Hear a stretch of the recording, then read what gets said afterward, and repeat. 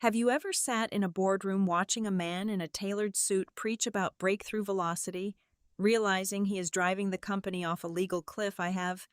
They call people like me deal breakers until the authorities knock with criminal indictments. Pour a dark coffee. This is a cold autopsy of corporate greed and how a single paper file can bury a brilliant career in exactly 3 seconds. Hello to all the wonderful listeners of Boss Revenge Stories. Thank you so much for tuning in today. Unfortunately, YouTube has completely demonetized our channel, leaving us without the operating budget to keep producing these narratives. If you enjoy today's story, please consider supporting us by joining the Boss Revenge Stories Patreon, where you can access exclusive, much longer, and highly detailed true stories featuring multiple emotional voice actors that we simply cannot publish on YouTube. You can join right now by scanning the QR code on your screen or by clicking the Patreon link in the video description or the pinned comment. Now, let us dive into today's corporate nightmare, experienced firsthand by myself, Elise Cruz. I am 34 years old, and until recently, I was the lead of environmental compliance at Verdant Core Solutions. If you follow the financial or agricultural news, you might know Verdant Core as the current absolute darling of the agricultural technology world. We were a highly funded startup based in the glaring, relentless heat of Austin, Texas. Our headquarters was a sprawling campus made of reclaimed wood, living green walls, and smart glass, meticulously designed to project an image of pristine ecological harmony. But my job was never about admiring the glass or the wood. My responsibility was to look deep under the soil, into the dark, complicated places where the company's actual environmental footprint was buried. At the time, Verdant Core was in the final, frantic stages of preparing to launch a revolutionary new synthetic superfertilizer. The executive board was absolutely salivating over the financial projections, fully expecting this chemical cocktail to entirely dominate the United States agricultural market within a mere 18 months. However, nature does not bend to the expectations of eager investors. A chemical product of this magnitude required excruciatingly strict federal testing, specifically focusing on the concentration of harsh, toxic elements leaching into the deep groundwater. The regulations were merciless, and for good reason. Late one Thursday evening, when the expensive daylight-mimicking LED lights of the office had dimmed and the ping-pong tables in the break room were finally quiet, I was reviewing the latest batch of environmental data on our secure cloud server. That was when I spotted the terrifying anomaly. I was looking at the groundwater toxicity graph from our primary and most heavily saturated testing zone, designated in our files as Sector 4. The chart glowing brightly on my monitor was perfectly, undeniably smooth. It was a flawless, elegant curve sloping gently downward into safe, legal margins. Anyone who has ever run a real-world field chemistry test knows one absolute, undeniable truth: nature is incredibly messy. Soil composition fluctuates dramatically by the hour. Unexpected rainwater changes saturation levels, and raw chemical data always comes back looking like a jagged, chaotic mountain range. A perfectly smooth curve is not just rare. It is mathematically impossible in an uncontrolled outdoor environment. The graph I was staring at was beautiful, and it was entirely fake. The sudden aesthetic perfection of our toxicity reports coincided suspiciously with the arrival of Julian Vance. Julian was the newly appointed Vice President of Product Development. He was a man who seemed entirely constructed from Silicon Valley cliches, always wearing immaculately tailored designer vests and pacing aggressively around conference rooms, constantly dropping aggressive buzzwords about facing risks and breaking old boundaries. He treated complex environmental science like it was a minor software bug that could simply be patched out with a clever, disruptive update. He knew absolutely nothing about the delicate, unforgiving balance of soil microbiomes, but he knew exactly how to charm the chief executive officer and dazzle the board of directors with empty promises of unprecedented speed. I refused to let a slick pitchman ruin a decade of my hard-earned professional credibility. I began a quiet, methodical investigation into the back-end architecture of our network.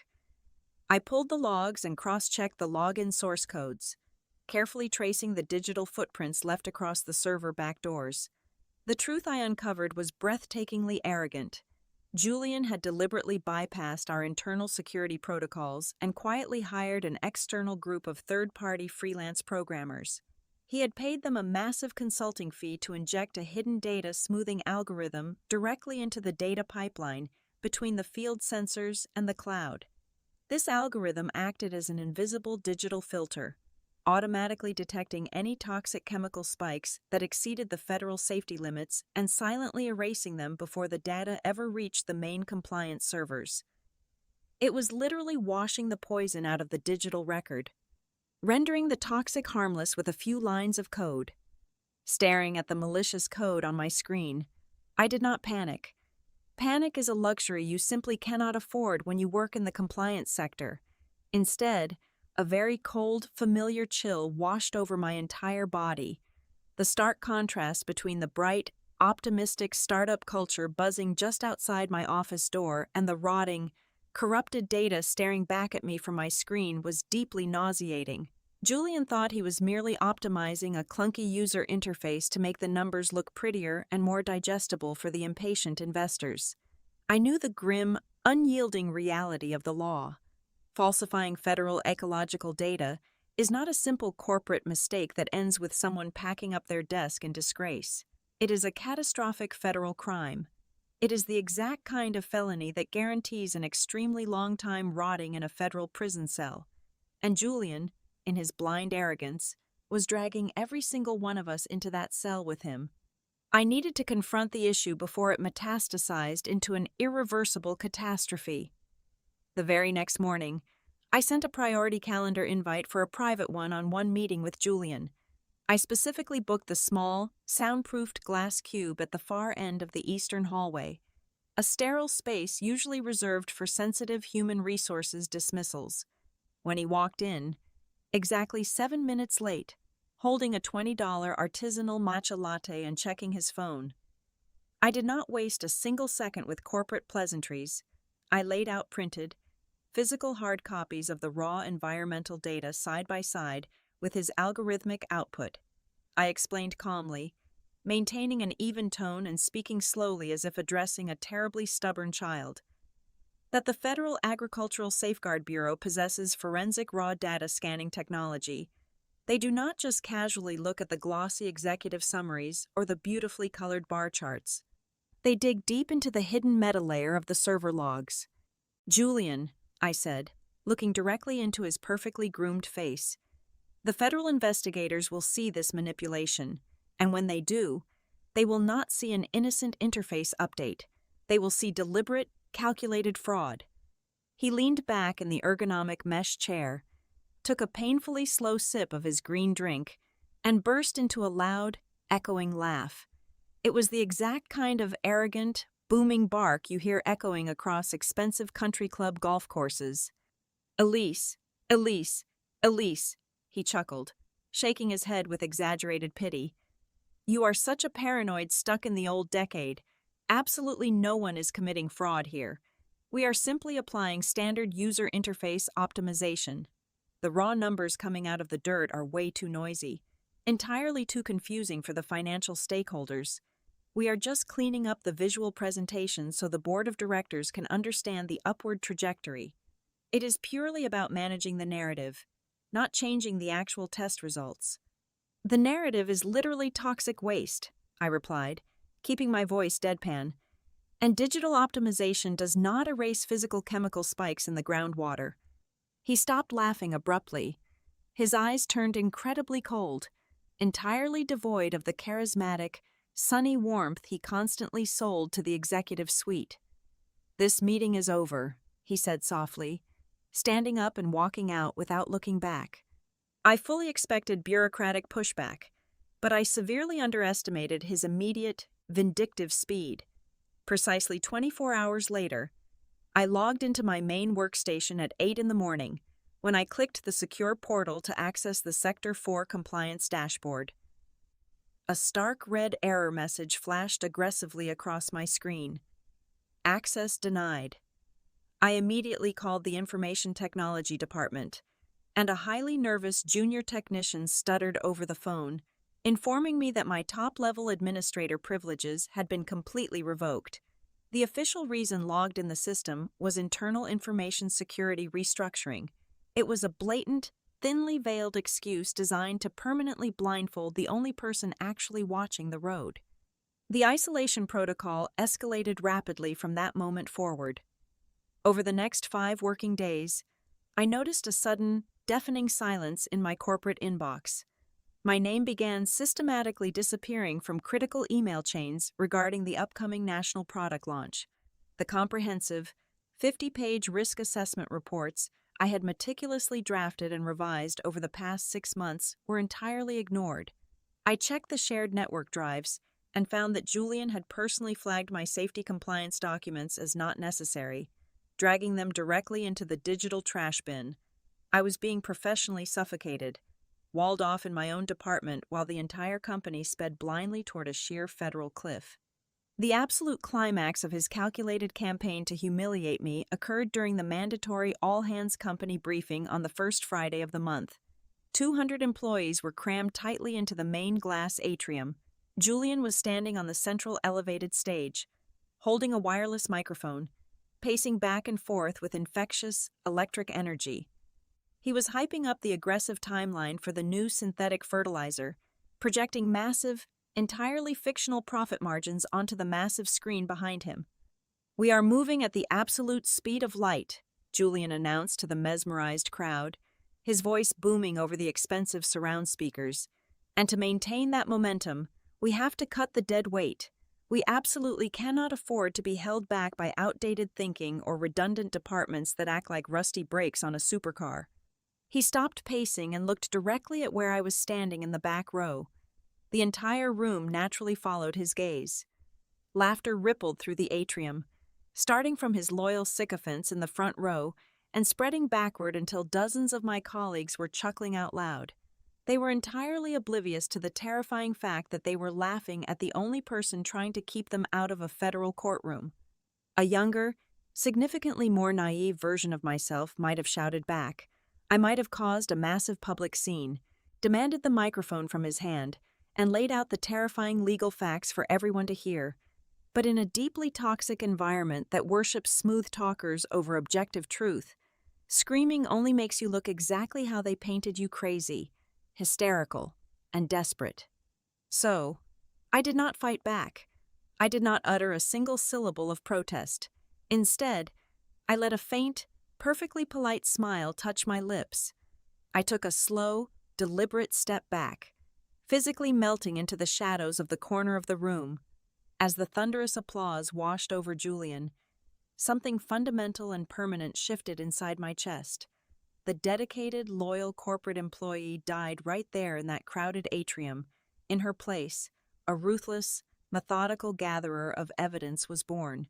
I knew right then that I was no longer fighting for the soul of Verdant Core Solutions. I was simply preparing its autopsy. Julian Vance was a creature entirely constructed by the modern digital age. A man who firmly and arrogantly believed that if a specific metric did not appear clearly on a sleek, high-definition executive dashboard, it simply did not exist in reality. His absolute fatal blind spot was his profound contempt for history and legacy systems. When Verdant Core Solutions first broke ground on the agricultural testing facilities 5 years ago, long before the aggressive venture capitalists arrived with their blank checks and demanding timelines, the original engineering founders had installed a network of classic mechanical analog measurement stations across the far edges of the fields. These were not modern wireless sensors.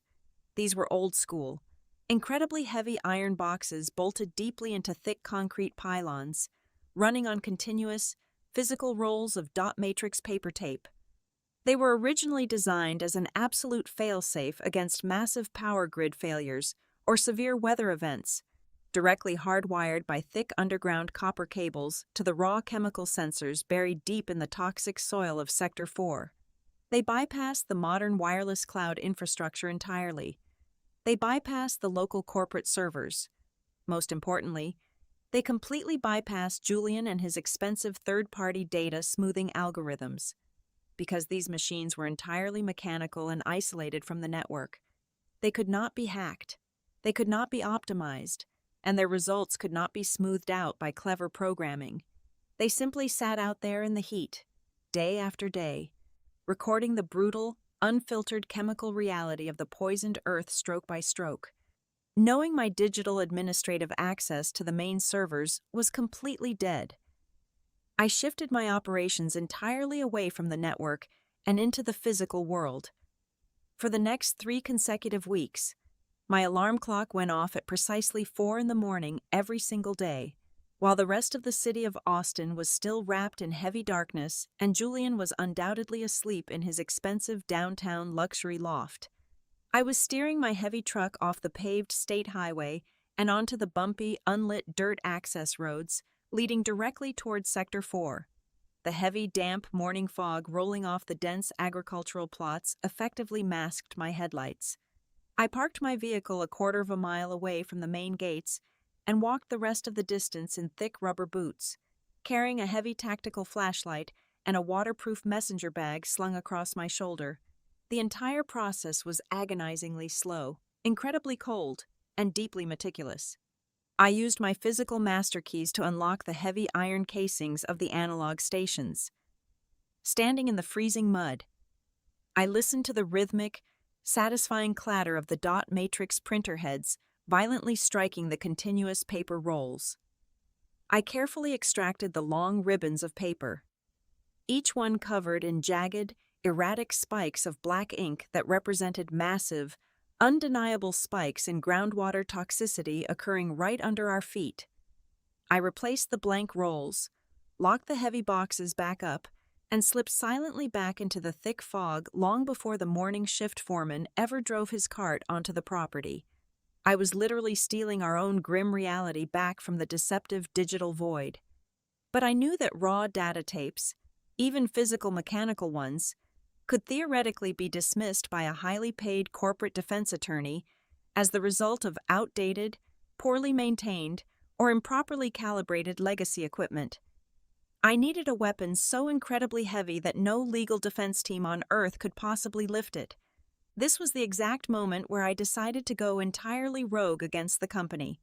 I drove to my bank and withdrew $35,000 of my own personal life savings. It was a massive, terrifying financial risk, but I considered it a necessary investment in my own professional survival and a shield against federal prison. I used that money to secretly hire a highly reputable, fiercely independent geological consulting firm from entirely out of state. I gave them extremely specific and rigid instructions, under the clever cover of conducting a routine regional agricultural survey. They brought their own heavy drilling equipment to the immediate outer perimeter of Sector 4. I did not just ask them to take standard soil and water samples. I demanded a flawless, airtight legal chain of custody for every single speck of dirt, every single glass vial of contaminated water. Every core sample of poisoned earth was photographed, digitally time-stamped, sealed with specialized tamper-evident tape, and locked securely inside biometric lockboxes right there in the field. Their lead scientist, a very serious man who had previously testified as an expert witness in hundreds of federal environmental trials, personally signed the binding legal affidavits certifying that the toxic samples were completely untainted by any Verdant Corps personnel.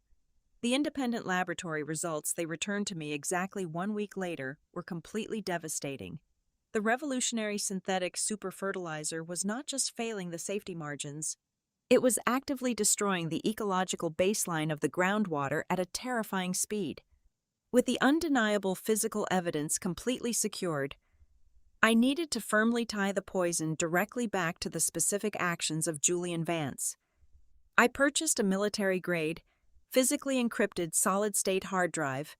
Onto this secure drive, I meticulously loaded every single piece of digital evidence I had quietly hoarded before my administrative access was abruptly revoked. I saved the complete, unedited archive of Julian explicitly rejecting my repeated safety warnings in writing. I saved the exact copies of the third-party consulting invoice receipts proving he had authorized payment for the data manipulation. I managed to track down a leaked fragment of the actual source code for his smoothing algorithm, saving the raw text file that proved the exact mathematical parameters his programmers used to automatically erase the toxicity spikes from the system. Finally, I added a highly incriminating, high-definition video I had covertly recorded on my personal phone during one of my early morning data runs. The video clearly showed the main industrial pumps aggressively discharging untreated, glowing chemical runoff directly into the secondary drainage ditches of Sector 4, all while the company cloud dashboard simultaneously reported absolute zero activity for that specific pump station. I systematized this massive mountain of catastrophic legal liability into a physical format that could not be ignored, cleverly debated, or dragged into a digital trash bin. I bought a large stack of bright, blood-red hardback legal binders. I spent an entire weekend locked in my apartment, meticulously organizing the explosive contents. Each heavy binder contained the independent geological laboratory reports, the signed affidavits ensuring the chain of custody, high-resolution photographs of the jagged dot matrix paper tapes, printed transcripts of the malicious algorithm code, and a secure flash drive containing the saved emails and the discharge video. I created exactly 3 identical master copies of this incredibly dangerous red file. I locked the first copy securely in the hidden spare tire compartment in the trunk of my car. I placed the second copy inside a rented secure safety deposit box at a highly guarded local bank downtown. I brought the third and final copy directly into the Verdant Corps headquarters, slipping it quietly and carefully into the deepest, darkest bottom drawer of my office desk, hiding it completely beneath a heavy pile of outdated ergonomic health and safety training manuals. By Friday afternoon, the atmosphere inside the Verdant Corps office was absolutely deafening. The sales and marketing teams had just popped several bottles of extremely expensive champagne in the main glass corridor to loudly celebrate blowing past their preliminary pre-order revenue targets. The heavy bass from a portable speaker was violently vibrating through the thin glass walls of my small office. Dozens of people were cheering, laughing, and clinking glasses, utterly convinced they were changing the world for the better and getting incredibly rich in the process. I sat entirely alone in the middle of that chaotic, foolish celebration, completely isolated from the joy. Slowly sipping a cup of bitter black coffee, the bright red file was resting heavily in the drawer mere inches from my knee. I opened a new blank draft in my corporate email client. I began typing the final, undeniable ultimatum, laying out exactly what I knew, exactly what laws were being broken, and exactly what I was prepared to do if the product launch was not halted immediately. I did not click send immediately. I wanted the timing to be absolutely perfect for maximum psychological impact. I clicked the small clock icon on the screen and carefully scheduled the email to automatically send to Julian Vance later that evening, long after the champagne bottles were empty. The music had stopped, and the office was dark. The trap was fully set. The steel mechanisms were locked firmly into place, and there was absolutely no way for anyone to stop the gears from turning. My scheduled email deployed into the company network at exactly 8 o'clock that evening. The subject line was intentionally severe, written in all capital letters to bypass any internal filters: urgent emergency data verification and federal liability report. I addressed the message directly to Julian Vance, but that was only half the trap. In the blind carbon copy field, completely hidden from Julian's arrogant view, I included the direct email address of our lead internal corporate counsel. The body of the message was utterly devoid of emotion or personal grievances. It was a cold, surgical list of the exact federal statutes the company was actively preparing to violate if they proceeded with the launch. I explicitly cited Title 18 of the United States Code, Section 1001, which deals strictly with making materially false, fictitious, or fraudulent statements to federal agencies. I meticulously detailed the specific financial penalties, the corporate liability clauses, and the devastating mandatory minimum prison sentences associated with deliberate ecological fraud. I sat in the dim blue glow of my monitor and waited. The response arrived in exactly 10 minutes. Julian did not call my extension. He did not ask for a meeting to discuss my severe legal allegations or request to see my evidence. His entire reply consisted of a single, highly aggressive, and beautifully incriminating sentence. "Stop this paranoid nonsense immediately, or you will be clearing out your desk by Friday afternoon." I did not feel an ounce of fear when I read his brutal threat. Instead, I felt a profound, overwhelming sense of relief. I immediately sent the command to my desktop printer. I listened to the rhythmic mechanical whirring in the silent office, walked over to the tray, and picked up the warm, freshly printed sheet of paper. I carefully punched 3 holes into the left margin and snapped it firmly into the very first rings of the heavy red binder. That single printed email was my ultimate talisman. It was my absolute, impenetrable legal shield. It proved beyond any reasonable doubt that I had clearly identified the critical regulatory failure, escalated the severe warning to senior executive management, and was subsequently threatened with immediate termination for attempting to enforce the law. By hitting reply in a fit of arrogant rage, Julian had officially absorbed every single ounce of the company's criminal liability, wrapping it tightly around his own neck. Exactly 2 weeks later, Verdant Corps officially reached the point of no return. The executive team formally submitted the final, completely manipulated digital data dossier to the Federal Agricultural Safeguard Bureau to celebrate this fraudulent milestone. The company hosted a massive, incredibly expensive outdoor party on the main rooftop terrace. They brought in towering walls of imported champagne, extravagant catering, and a live acoustic band. I stood quietly near the far edge of the roof, holding a simple glass of sparkling water, watching Julian hold court in the center of the crowd. He stood proudly on the raised wooden podium, holding a crystal flute high in the air, loudly toasting his own brilliant leadership. He unironically referred to himself as an agricultural genius and a fearless pioneer of the new green revolution. The crowd cheered wildly, entirely ignorant of the poison they were celebrating. Looking at the smiling faces around me, I felt an intense, suffocating isolation. It was exactly like standing under a massive, rapidly darkening sky, watching a devastating hurricane approach the shoreline, while everyone else was busy complaining about a slight breeze. The storm finally made landfall the very next Monday morning. At exactly 9 o'clock, the serene, eco-friendly peace of the Verdant Corps campus was violently and permanently shattered. A massive, heavy black government sport utility vehicle bypassed the visitor parking lot completely and parked forcefully right on the manicured green lawn, directly in front of the main tempered glass doors. 4 federal inspectors stepped out into the bright Texas sun. They were not wearing friendly startup casual clothing. They wore dark, heavy tactical windbreakers, and the cold, undeniable silver of federal law enforcement badges hung heavily from their necks, catching the morning light. Within 3 minutes, the entire executive floor descended into absolute chaos. The chief executive officer, a man usually known for his deeply relaxed, meditative demeanor, was physically trembling as he frantically ordered his assistant to summon the entire senior leadership team into the main glass boardroom. I watched through the transparent walls as the most powerful people in the building hurried down the hallway, their faces pale and their voices hushed. Julian walked in shortly after them. His normally perfect complexion was a sickly, ashen gray. He forced his shoulders back, desperately trying to project an aura of calm, unbothered confidence to his peers. But his eyes were darting nervously and frantically toward the front reception area. I waited at my desk for the executives to take their seats. Then, I slowly picked up the heavy red binder. I did not run. I did not rush. I walked deliberately down the corridor, feeling the solid, undeniable weight of the truth in my hands.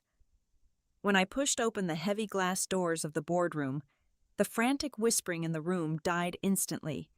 I stepped into the tense, suffocating air, perfectly calm, entirely detached, moving as quietly and inevitably as a ghost arriving to collect a long overdue debt. The heavy acoustic glass doors of the executive boardroom clicked shut, instantly severing us from the vibrant, chaotic hum of the open-plan office. Inside, the atmosphere was a suffocating vacuum. The only sound was the aggressive, freezing hiss of the overhead air conditioning vents and the frantic, rhythmic tapping of the chief executive officer striking his expensive titanium pen against the polished mahogany table. I took a seat at the far edge of the room, blending perfectly into the peripheral shadows, the thick red binder resting heavily on my lap, hidden completely beneath the edge of the table. The lead inspector from the Federal Agricultural Safeguard Bureau did not look like a man who possessed the power to dismantle a billion-dollar corporation. He was an older gentleman, wearing a severely practical, slightly faded gray suit that entirely rejected modern corporate fashion.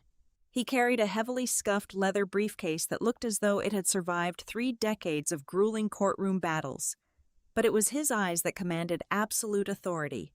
They were a piercing, washed-out blue, sharp as a microscopic scalpel, entirely immune to charm, wealth, or intimidation. He moved with agonizing, deliberate slowness, projecting the calm certainty of an apex predator that has already successfully cornered its prey.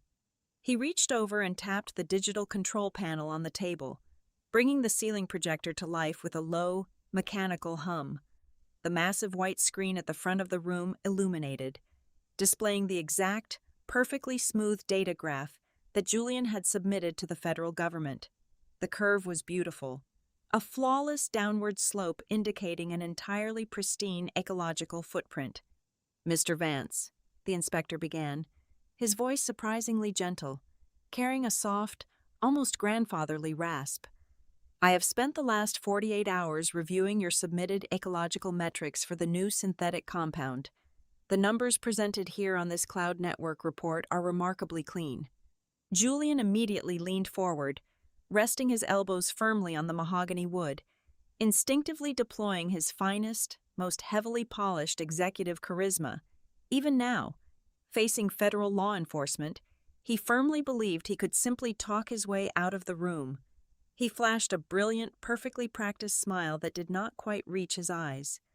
"Thank you, sir," Julian replied smoothly, his voice dripping with absolute confidence. "What you are looking at is the direct result of our highly advanced predictive technology. We utilize state-of-the-art algorithmic filtering to eliminate the irrelevant environmental noise. The raw soil data is often cluttered with false positives.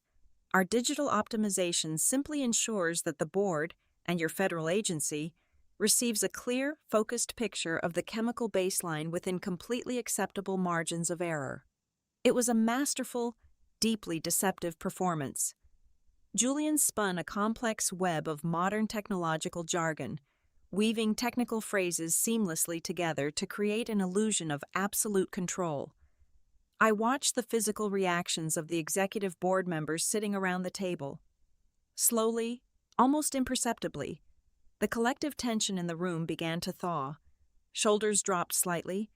The chief executive officer finally stopped tapping his titanium pen. They were completely mesmerized by his confident delivery, desperately wanting to believe that the federal agents were merely here for a routine technical clarification rather than a devastating criminal raid. The inspector let Julian speak entirely uninterrupted for exactly 4 full minutes. He just stood there, his hands loosely clasped behind his back, his sharp eyes never leaving Julian's perfectly groomed face. When Julian finally concluded his grand defense with a proud, definitive nod toward the projection screen, the inspector slowly reached down and unlatched his battered leather briefcase. The sharp metallic click of the brass locks echoed loudly like a gunshot in the quiet room.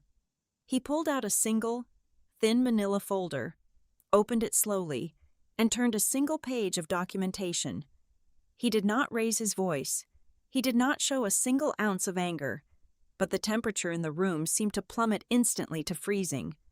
"Mr. Vance," the inspector said softly, turning his gaze away from his documents and locking eyes directly with Julian, "I am deeply fascinated by your detailed explanation of cloud-based algorithmic filtering. However, I have one single question for you.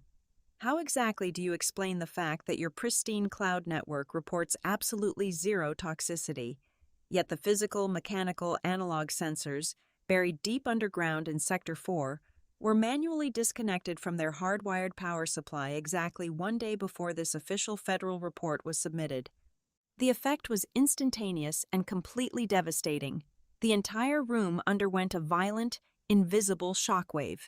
Julian froze completely as if his blood had instantly turned to ice.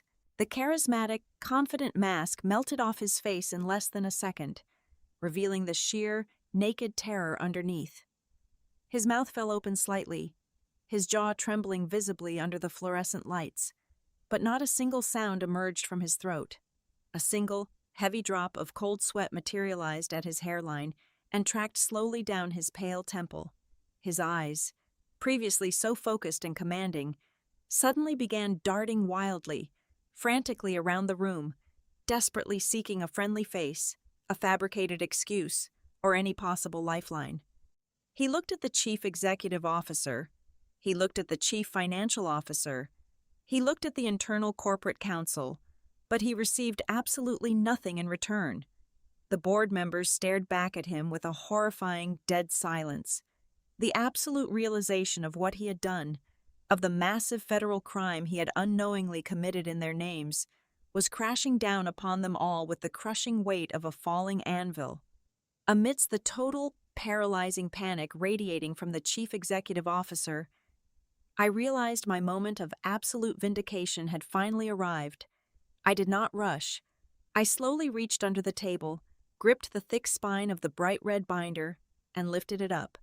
I placed it directly in the center of the polished mahogany table with a heavy, definitive thud that made the chief financial officer physically jump in his ergonomic chair. Every single pair of eyes in the room instantly snapped toward me. I calmly slid the heavy binder across the smooth wood until it rested exactly between the federal inspector and the chief executive officer. I reached out and slowly flipped the thick cardboard cover open. I bypassed the index, turning past the preliminary warnings, and stopped exactly on the section containing the jagged, chaotic dot matrix paper tapes and the fully certified, independent geological laboratory test results. This is the actual, unedited physical data. Mr. Inspector, my voice rang out through the boardroom, incredibly cold, perfectly level, and entirely devoid of mercy. Alongside the undeniable proof of massive ecological contamination, you will find a printed, time-stamped document. It is the direct written evidence that I explicitly warned Vice President Vance of this severe regulatory failure exactly 3 weeks ago, a warning that he aggressively and officially refused to evaluate. The entire room felt as though it had been violently drained of oxygen.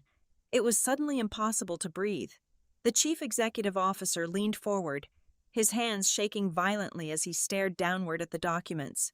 His wide eyes locked onto the printed email I had carefully preserved, reading the brutal, arrogant threat Julian had sent me, complete with Julian's digital signature confirming he had read the message. The silence was absolute and terrifying. I watched the horrifying realization wash over the chief executive officer's pale face.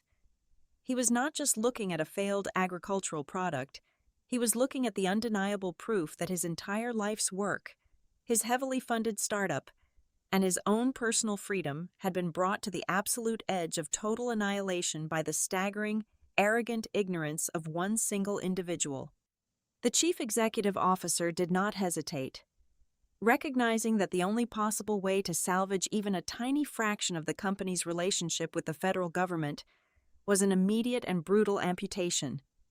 He fired Julian Vance right there on the spot. He did not ask for a quiet resignation. He simply pointed his trembling finger at the heavy glass door and said, "You are terminated. Effective immediately. Get out of my building." Within 2 minutes, 2 heavily built private security guards arrived in the boardroom, flanking Julian tightly on both sides, physically escorting him away. He looked completely shattered, entirely stripped of his tailored armor, a hollow shell of the arrogant executive who had laughed in my face just weeks prior. The federal inspector did not say a single word as Julian was dragged away in disgrace. He simply reached across the polished mahogany table, closed the thick red binder, and carefully placed it inside his battered leather briefcase, taking it as official government evidence. He looked over at me, offering a single, slow nod of profound professional respect. Before leaving the room, he informed the pale, shaking board of directors that because an internal employee had successfully documented the fraud and actively prevented the catastrophic ecological disaster before the product hit the open market, Verdant Core would only face severe administrative fines rather than total criminal dissolution. I had saved them all from a federal prison sentence. Late that same afternoon, the chief executive officer walked quietly out to my small desk in the open floor plan. He did not offer any empty, hollow apologies. He knew words were entirely useless at that point. Instead, he simply laid a heavy, legally binding document directly onto my keyboard.